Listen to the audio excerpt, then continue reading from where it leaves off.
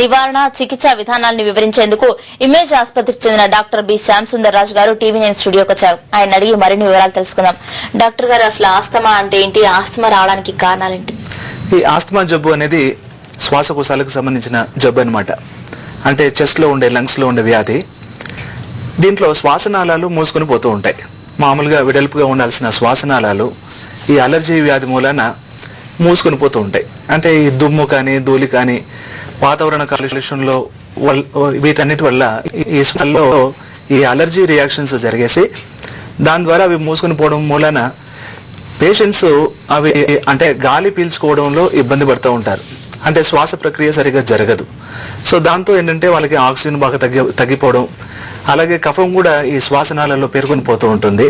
దాని ద్వారా వాళ్ళకి దగ్గు, కఫం రావడం, ఆయాసం అయిపోతూ ఉండడం, అలాగే ఇవన్నీ కూడాను సీజనల్ ఎఫెక్ట్స్ అన్నమాట. ముఖ్యంగా రాత్రిపూట చల్లగా ఉన్నప్పుడు లేదా వాతావరణం మార్పులు జరిగినప్పుడు, అంటే సీజన్స్ వాతావరణం చల్లబడినప్పుడు ముఖ్యంగా ఈ ప్రాబ్లమ్స్ వస్తూ ఉంటాయి.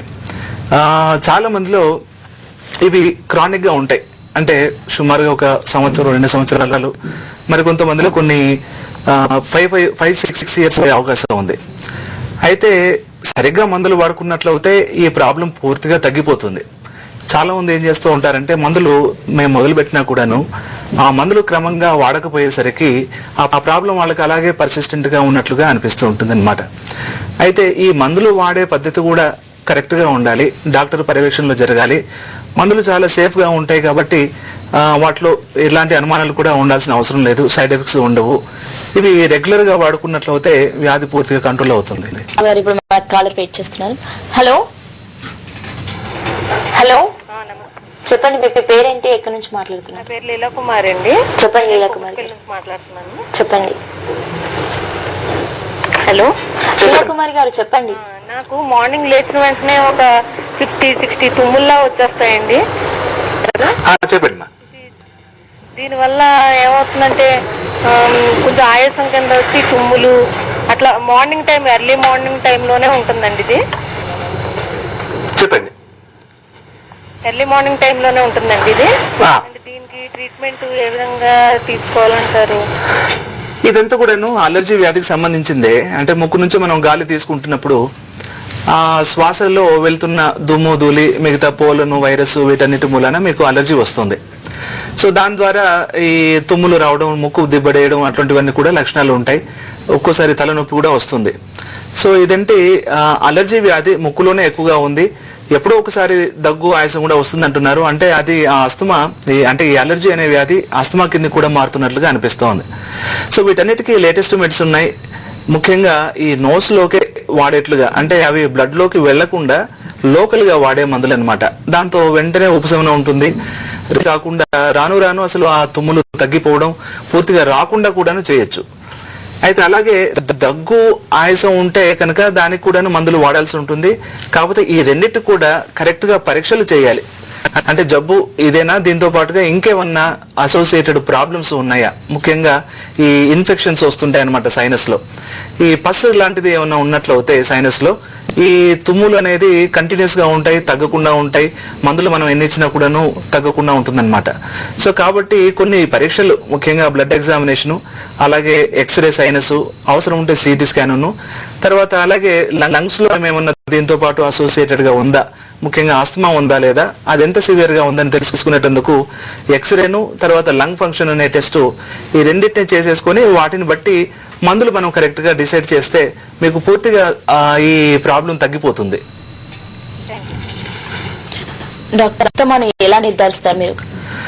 ఆస్తమా వ్యాధిని నిర్ధారించాలి అంటే కనీసం ఒక 20-25 నిమిషాలు మనం పేషెంట్ తో గడపాలి. ముఖ్యంగా వాళ్ళ ఇంట్లో ఇంకెవరికన్నా కూడాను ఇలాంటి అలర్జీ లక్షణాలు ఉన్నాయా లేవా అని తెలుసుకోవాలన్నమాట.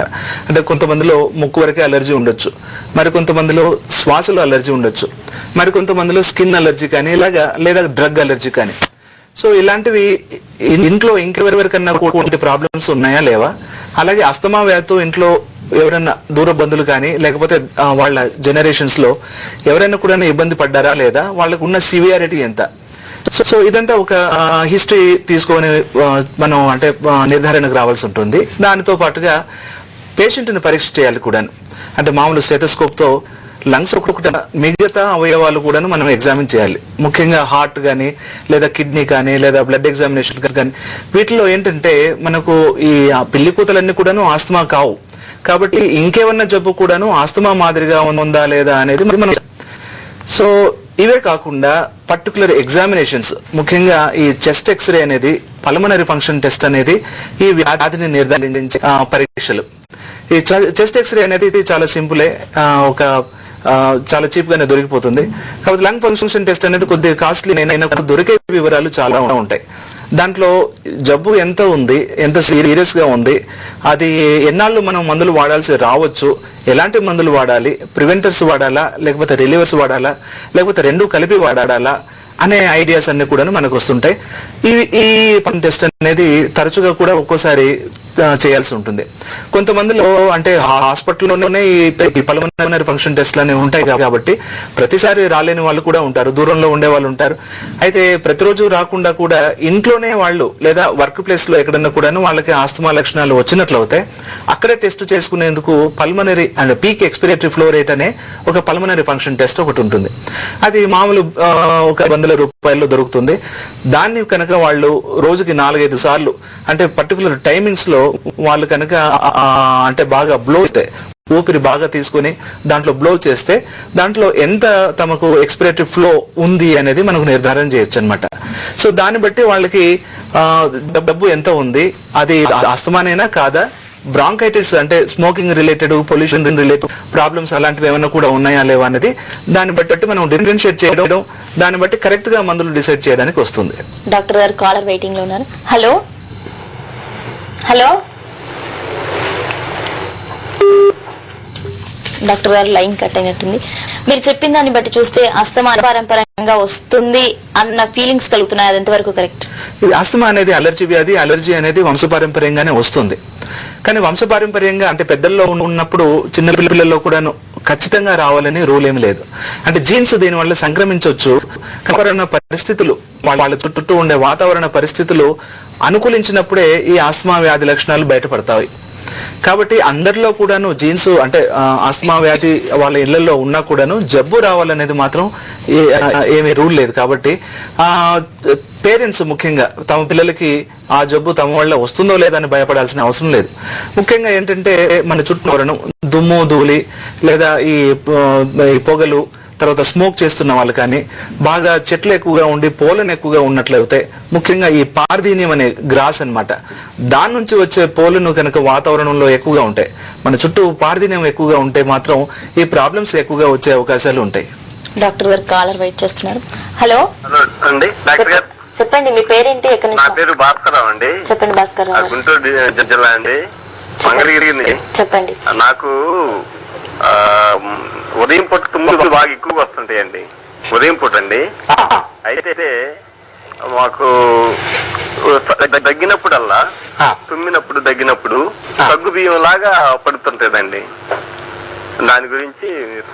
అదే అండి, ఇప్పుడు శ్వాసనాళాల్లో మ్యూకోజా అనేది ఉంటుంది. అది ముక్కు నుంచి గొంతు గుండా మన శ్వాసనాళాల్లో అంతా కూడాను అనేది ఉంటుంది. దాంట్లో ఈ అలర్జీ వ్యాధి మీకు ఉండేది తుమ్ములు, తర్వాత అలాగా సగ్గు బియ్యం లాగా మనకు రావటం, ఇదంతా కూడా అలాగే. అయితే ఈ ఇన్ఫెక్షన్ అనేది, ఇన్ఫ్లమేషన్ అనేది నాళాలలోని మ్యూకోజాలో ఉండడం మూలన ఒక్కోసారి ఆ సన్నని పొర అనమాట మ్యూకోజా బయటికి వచ్చేస్తూ ఉంటుంది. కొంతమందిలో తీగల్లాగా కూడా వస్తుంది, కొంతమంది సన్నగా గుండ్రగా వస్తూ ఉంటుంది. సో ఇదంతా మ్యూకస్ బ్రాంకెల్ కాస్ అంటాం అనమాట. అంటే బ్రాంకస్ అంటే శ్వాసనాళం, దాని నుంచి ఆ మ్యూకోజా నుంచి వెలువడే ఈ పదార్థాన్ని బ్రాంకెల్ కాస్ అంటాం. సో ఇలాంటివి వస్తూ ఉంటే దాని అర్థం ఏంటంటే లోపల అలర్జీ ప్రాబ్లం ఉంది, అలర్జీ కొంచెం సీరియస్ గానే ఉంది, దాన్ని కరెక్ట్ గా మనం నిర్ధారణ చేసి మందులు వాడుకుంటే సరిపోతుంది. డాక్టర్ గారు హైదరాబాద్ లో మృగశిర కార్తె రోజు బతిన సోదరులు చేప మందు పంపిణీ చేస్తున్నారు కదా, ఈ చేప మందు పంపిణీ వల్ల ఆస్తమా నయం అవుతుందా? ఈ చేప మందు వల్ల ఆస్తమా పూర్తిగా నయమవుతుంది అన్న దాఖలా మాకైతే ఇదివరకు ఎక్కడ దొరకలేదు. చాలా మంది అంటే ప్రతి సంవత్సరం కూడాను చేప మందు తీసుకుని మళ్ళీ మా దగ్గరికి వచ్చి తిరున్న వాళ్ళు బోలెడు మంది ఉన్నారు. అలాగే ఈ సీజన్ ఒకటే కాకుండా సంవత్సరం పొడుగుతూ ఉండే జబ్బు ఇది. చాలా మందిలో నేను చెప్పినట్లుగా కొన్ని సంవత్సరాలు కూడా ఉండే ప్రాబ్లం, కొన్ని మంత్స్ కూడా ఉండే ప్రాబ్లం. కొందరికి ఇదే నెలలో రావచ్చు, కొంతమందికి వింటర్ సీజన్ లో రావచ్చు, కొంతమందికి సమ్మర్ లో కూడా రావచ్చు. అయితే ఇప్పుడు ఇచ్చిన మందు పూర్తిగా సంవత్సరం పాటుగా వాళ్ళకి కంట్రోల్ చేస్తుంది అనేది అనుమానమే. చాలా మంది పేషెంట్స్ మొక్కుబడిగా అటు వెళ్ళేసి ఆ చాప మందు తీసుకుని హైదరాబాద్ వచ్చాం డాక్టర్ గారు, మీ పేరు విన్నాం కాబట్టి మీతో చెకప్ చేసుకుందాం అని వస్తున్న వాళ్ళ సంఖ్య ఎక్కువగా ఉంటుంది. అంటే నా ఉద్దేశ ప్రకారం చేప మందు అంతగా పని చేయదు. కాకపోతే అది ప్రతి సంవత్సరం కూడాను వాళ్ళు ఏదో మొక్కుబడిగా ఇస్తూ ఉన్నారు, వీళ్ళు తీసుకుంటున్నారు, ఫ్రీగా ఉంటుంది కాబట్టి చాలా మంది దానికి ఆకర్షితులైపోయి అక్కడ వెళ్ళి తీసుకుంటున్నారు తప్పిస్తే పూర్తిగా కంట్రోల్ అయిన దాఖలా మాకు ఎప్పుడు దొరకలేదు. డాక్టర్ గారు ఈ విషయంపై మాట్లాడే ముందు మనకు కాలర్ వెయిటింగ్ లో ఉన్నారు. హలో హలో, చెప్పండి, మీ పేరు ఏంటంటే ఎక్కడి నుంచి మాట్లాడుతున్నారు? చెప్పండి ఉషయ. చెప్పండి. నాకు 15 సంవత్సరాల నుంచి ఆస్తమా ఉందండి. అయితే దానికి ఫస్ట్ ఒకసారి ఆయుర్వేదిక్ ట్రీట్మెంట్ తీసుకున్నా, తర్వాత కొంచెం తగ్గి తర్వాత మళ్ళా సివియర్ అయిపోయింది. మామూలుగా వింటర్ లో అయితే చాలా ఎక్కువ సివియర్ గా ఉంటుంది ప్రాబ్లం. ఎర్లీ మార్నింగ్ అవర్స్ లో 4-5 టైం అయితే ఇద్దరు నుంచి మేల్కి వస్తుందండి. అయితే సేమ్ ప్రాబ్లం మా తాతకు కూడా ఉందని విన్నాను.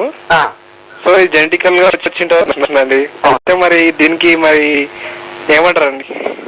అదే ఇప్పుడు మీకున్న ప్రాబ్లం జెనెటిక్ గా వచ్చిందే, జెనెటిక్ గా వచ్చినంత మాత్రాన ఆ ప్రాబ్లం పూర్తిగా లైఫ్ టైం ఉంటుంది అనేది తప్పు. 15 సంవత్సరాలు మీకు ఇదివరకు ఉంది, కాకపోతే మీరు అంటే ఎలాంటి మందులు వాడారు, రెగ్యులర్ గా వాడారా లేదా, దాంట్లో ప్రివెంటర్ మందులు ఉన్నాయా లేవా, రిలీవర్స్ ఉన్నాయా లేవా మీరు చెప్పలేదు. కాకపోతే కరెక్ట్ మందులు వాడినట్లయితే జబ్బును ప్రివెంట్ చేసే మందులు కూడా రెగ్యులర్ గా కంటిన్యూస్ గా డాక్టర్ పర్యవేక్షణలో మీరు కనుక వాడినట్లయితే వ్యాధి పూర్తిగా కంట్రోల్లో ఉంటుంది. కొన్ని సంవత్సరాలు ఆ ఎక్సర్సైజ్ చేయాలన్నమాట. అంటే వ్యాధిని పూర్తిగా ఎక్కువ దశ నుంచి రాను తగ్గించుకుంటూ వచ్చేసి బాగా జబ్బు తగ్గినప్పుడు మందు తగ్గించడం, ఒక్కోసారి అవసరమైతే మందు పూర్తిగా మానేయడానికి కూడా వీలవుతుంది అనమాట. అంటే సంవత్సరంలో పూర్తిగా 12 నెలలు అందరికీ జబ్బు ఉండాల్సిన అవసరం లేదు. అలాగే మీలో కూడాను జబ్బు ఉన్న రోజుల్లోనే వాడటం, లేని రోజులు మందు తగ్గించడం మానేయడం, అలాగే ఒక 2-3 ఇయర్స్ మనం కనుక చేసినట్లయితే రాను ఏంటంటే పర్టికులర్ సీజన్ మీకు ఏదన్నా పలానా మంత్ నుంచి మీకు జబ్బు మొదలవుతుంది అని మనం గమనిస్తే దానికంటే ముందే ఈ ప్రివెంటివ్ మెడిసిన్ ఒక 15 డేస్ కంటే ముందే ప్రివెంటివ్ మెడిసిన్ మనం మొదలు పెట్టుకొని, అంటే వ్యాధి లక్షణాలు ఏమి లేకున్నప్పటికీ అది మొదలు పెట్టుకొని రాను డోసు తగ్గించుకుంటూ అసలు పూర్తి మందు వేయడానికి వీలవుతుంది. అయితే మీరు కొన్ని పరీక్షలు కూడా చేసుకొని దానికి సరిపోను మందులు డాక్టర్ గారితో నిర్ధారించుకుంటే మీకున్న వ్యాధి పూర్తిగా తగ్గిపోవాలని నా ఉద్దేశం.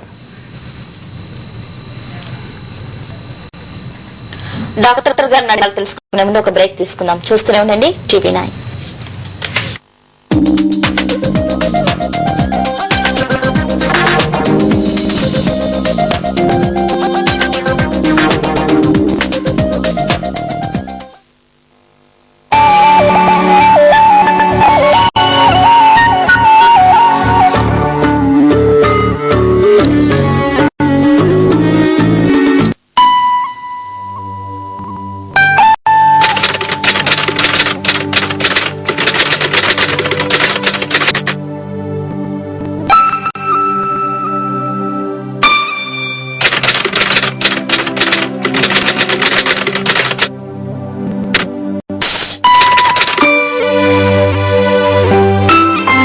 Private client services at Unify Wealth Management are led by research, customization, and total privacy.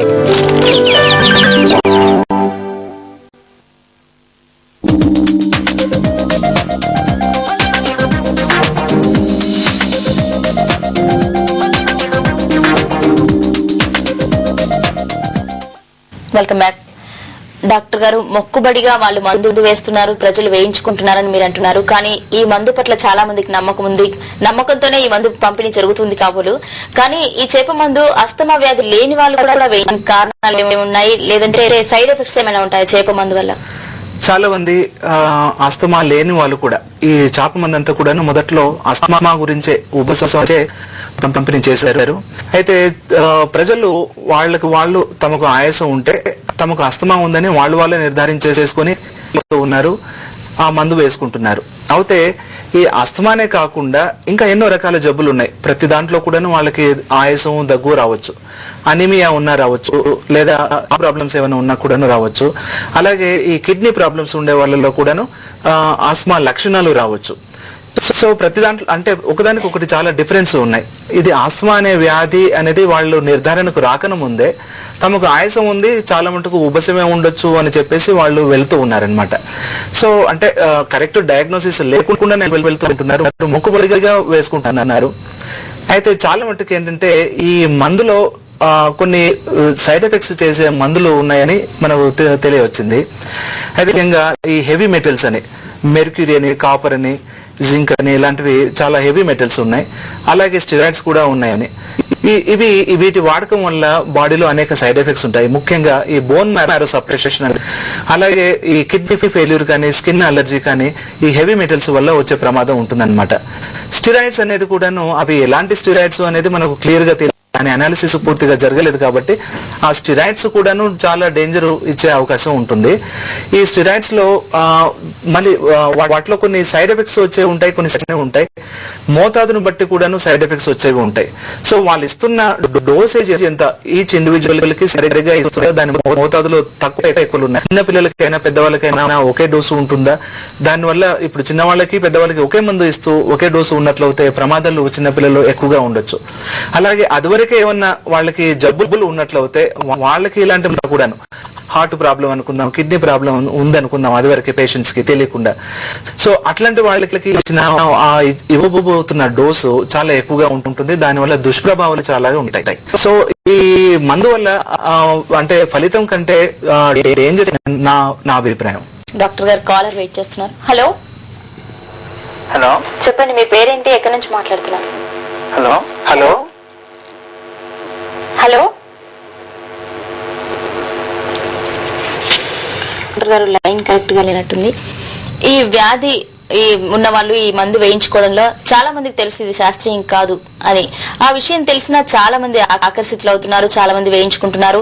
ఈ మధ్య వచ్చే ఇదంతా స్టెరాయిడ్స్ మందు అనేది వచ్చింది, కానీ కొన్ని సంవత్సరాలుగా వేల మంది వేయించుకుంటున్నారు కదా. శాస్త్రీయం కాదు అని తెలిసిన తర్వాత కూడా ఎందుకు ఆకర్షితులు అవుతున్నారు? నా అభిప్రాయంలో ఈ శాస్త్రీయం కాదు అనేది మనకు ఈ మధ్య మనం హైలైట్ చేస్తూ ఉన్నాం. కాకపోతే అది తెలిసినా కూడా చాలా మంది దాని వెంటే వెళ్తూ ఉన్నారు. ముఖ్యంగా ఏంటంటే ఈ ఆస్తమా జబ్బు అనేది కొన్ని నెలలు లేదా సంవత్సరాల పాటుగా ఇబ్బంది పెట్టే జబ్బు కాబట్టి ప్రతి ఒక్కరు కోరుకునే ఒక సింగిల్ డోస్ అంటే ఓన్లీ వన్ టైం తమ మందు తీసుకుంటే అది పూర్తిగా సంవత్సరానికి లేదా లైఫ్ లాంగ్ రిలీఫ్ వచ్చే మందు అది చాలు అని కోరుకునే వాళ్ళు చాలా మంది. సో నా ఉద్దేశంలో ఈ ఇంగ్లీష్ మెడిసిన్స్ లో మేము ఇచ్చే మందులు కొన్నాళ్ల పాటు, కొన్ని వీక్స్ కానీ కొన్ని మంత్స్ కానీ, అవసరమైతే కొన్ని సంవత్సరాలు కూడా వాడిస్తుంటాం. సో అంత ఎక్స్పెన్సివ్ మందులు, కాస్ట్లీ మందులు అన్ని రోజులు వాడటం ఇబ్బందే. అలాగే రెగ్యులర్ గా డాక్టర్ దగ్గరికి వెళ్ళటం, రెగ్యులర్ గా ప్రతిరోజు కూడాను మందులు వాడటం, మందు మోతాదులో తేడాలు ఉన్నా కూడాను ఎక్కువ రోజులు మందులు వాడాలి అనేది చాలా మంది వాళ్ళు అంటే హ్యాపీగా ఫీల్ అవ్వరు అనమాట. సో దాంతో ఏంటంటే సింగిల్ డోసు ఒకసారి ఇచ్చే మందు, అందుట్లోనూ అది ఫ్రీగా దొరుకుతున్న మందు, దానికి అది ఈజీగా వస్తున్నప్పుడు జబ్బు క్యూర్ అవుతుందేమో అన్న ఆశ అనమాట. అదొక మూఢనమ్మకం కావచ్చు, ఆశ కావచ్చు, కానీ వాళ్ళు వెళ్తున్నారు, దాన్ని తీసుకుంటున్నారు. అయితే ఈ మందును కరెక్ట్ గా వాడుకున్నట్లయితే ఇంగ్లీష్ మెడిసిన్స్ లో చాలా అసలు క్యూర్ కూడా ఉండేటందుకు అవకాశం ఉంది. డాక్టర్ గారు, ఆ మందు ఫ్రీ అనే విషయం పక్కన పెడితే మీ ఇంగ్లీష్ మందులలో చాలా సంవత్సరాలు వాడుతున్నా కానీ తగ్గకపోవడానికి కారణం ఏంటి? ఆస్తమా జబ్బు. ఆస్తమా జబ్బు ఇంగ్లీష్ మందులు వాడుతున్నా కూడా తగ్గకపోవడానికి చాలా ఉన్నాయి. ముఖ్యంగా జబ్బు ఎంత తీవ్రత ఉంది అనేది ముందుగా గమనించాలి. దాన్ని బట్టి అప్రాప్రియేట్ డోసేజ్ షెడ్యూల్ మనం చేయాలి. దాన్ని బట్టి అంటే అది ఎన్ని రోజులు కూడా వాడాలి, కొన్ని నెలల వారాలా అనేది కూడా డిసైడ్ చేయాలి. అదే ఎప్పుడు మందు తగ్గించాలి, ఏ డోసులు తగ్గించాలి, ఏ మందు వాడాలి, ఏది కంటిన్యూ చేయాలి అనేది కూడా మనం నిర్ధారించాలి. అంటే ఒక పేషెంట్ మనం కరెక్ట్ గా రెగ్యులర్ గా మెయింటైన్ చేస్తూ, అంటే చూస్తూ, చెకప్ చేస్తూ, తనకు పరీక్షలు చేసేస్తూ పూర్తిగా తగ్గే వరకు మనం తీసుకురావాలన్నమాట. అంటే అంత టైం పేషెంట్స్ కి ఉండదు, అంత మనీ పేషెంట్స్ అఫోర్డ్ చేయలేకపోవచ్చు, అన్ని ఇన్వెస్టిగేషన్స్ కు వాళ్ళు ముందుకు రాకపోవచ్చు. సో ఇది ఈ ప్రొలాంగ్డ్ ఇల్నెస్ కాంటాక్ట్ ఈ ఇంగ్లీష్ మెడిసిన్స్ లో ఉండాల్సి వస్తుంటుంది కాబట్టి, రెగ్యులర్ గా మందులు వాడాల్సి వస్తుంది కాబట్టి చాలా మంది దీనికి కాకుండా ఒక సింగిల్ డోస్ లో ఎక్కడన్నా ఇంకేదన్నా కూడాను హోమియోపతి కానీ, ఆయుర్వేద కానీ, ఇంకా ఏ శాస్త్రంలో కానీ వాళ్ళకి ఒక సింగిల్ డోసు 2 రోజులు మందులు వాడుకుంటుంటే తగ్గిపోయే విధంగా ఏదైనా దొరుకుతుందేమో అన్న ఆశతో వాళ్ళు అటు ఇటు వెళ్తూ ఉంటారనమాట.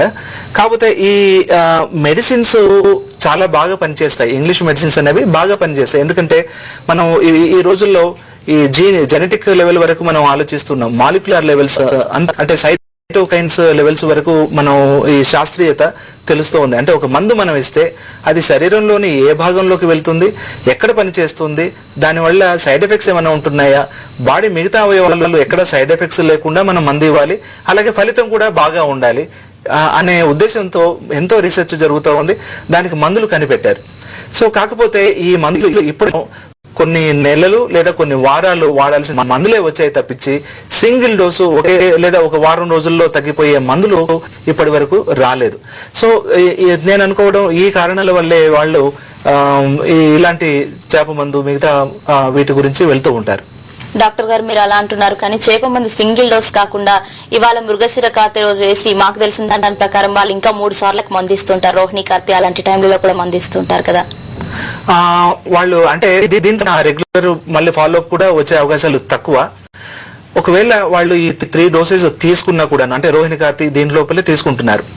నేను చెప్పేది ఈ ఆస్తమా జబ్బు అనేది కొన్ని నెలల పాటు కూడా ఉంటుంది. సంవత్సరం పొడుతూ ఉండే వాళ్ళు ఉన్నారు. మరి వాళ్ళ మాట అంటే ఈ 3 టైమ్స్ తీసుకున్నంత మాత్రాన ఆ మందు పని ఏదైనా మందు ఉండొచ్చు దాంట్లో, కానీ ఆ మందు పని చేసే టైం కూడా డ్యూరేషన్ కూడా ఉంటుంది. కొన్ని గంటలు కావచ్చు, కొన్ని రోజులు కావచ్చు. అంతకంటే మించి జబ్బును పూర్తిగా అదుపులో పెట్టే మందు ఏది ఉండదు. కాబట్టి ఏంటంటే ఆ మిగతా సంవత్సరం అంతా కూడాను వాళ్ళు జబ్బుతో ఇబ్బంది ఎక్కువగా ఉన్నాయి. ఆ మటుకి చాలా మంది చేప మందుకు తీసుకోవడానికి వెళ్ళిన వాళ్ళు మా దగ్గరికి ముఖ్యంగా ఈ 45 రోజుల్లో పథ్యం చేస్తున్న రోజుల్లో వస్తున్న వాళ్ళ సంఖ్య ఎక్కువ. ఎందుకంటే ఆ రోజుల్లో వాళ్ళు మిగతా మందులు ఏవి వాడకూడదేమో అని అన్ని మందులు మానేస్తూ ఉంటారు. తాము అది వరకు రెగ్యులర్ గా వాడుతున్న మందులు, కంట్రోల్ చేసుకోగలుగుతున్న మందులు కూడా వాడకుండా మానేస్తున్నారు. దాంతో ఏమవుతుందంటే వాళ్ళ ప్రాబ్లం ఇంకా రాను రాను ఉధృతం అవడం, ఈ వాతావరణం చేంజ్ అవుతూ ఉంటుంది కూడా. కాబట్టి ఆ చలిగా ఉన్న వాతావరణంలో వాళ్ళకి అది వరకే ఉన్న ప్రాబ్లం ఎక్కువయ్యే అవకాశం ఉంది. సో దాంతో కొంత సివియర్ గా మారి అంటే ఆయాసం వచ్చేసి ఆస్తమా సివియర్ గా మారి హాస్పిటల్లో ఉండాల్సిన అవసరం కూడా, ఆక్సిజన్ తీసుకోవాల్సిన అవసరం, కొంతమందిలో వెంటిలేటర్ రావటం కూడా చూసాం చాలా సార్లు. Thank you very much doctor గారు. ఈరోజు మీట్ యువర్ డాక్టర్ విశేషాలు.